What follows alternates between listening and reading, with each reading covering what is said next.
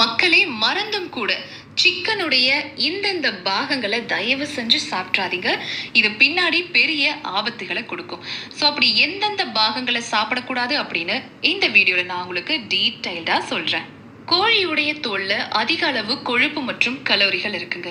இது அதிகமா உட்கொள்வது உடல் எடையை அதிகரிக்கிறதோட மட்டும் இல்லாம கொலஸ்ட்ரால், ரத்த அழுத்தம், இதயம் சார்ந்த பிரச்சனைகளை ஏற்படுத்தக்கூடும். தோல்ல பாக்டீரியாக்கள் இருக்கவும் வாய்ப்பு இருக்கு.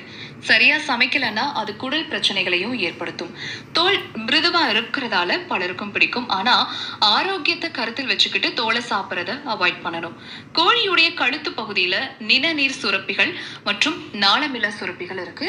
இது கோழிக்கு செலுத்தப்படக்கூடிய மருந்து மற்றும் ஹார்மோன் கழிவுகளை சேமிக்க வைக்கிற இடமாகவும் செயல்படுது.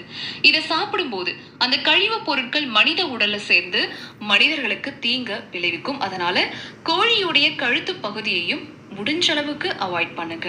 அடுத்து குடல் மற்றும் நுரையீரல். கோழியுடைய குடல் பகுதியில செரிமான கழிவுகள் மற்றும் நோய் கிருமிகள் அதிகமா இருக்குங்க.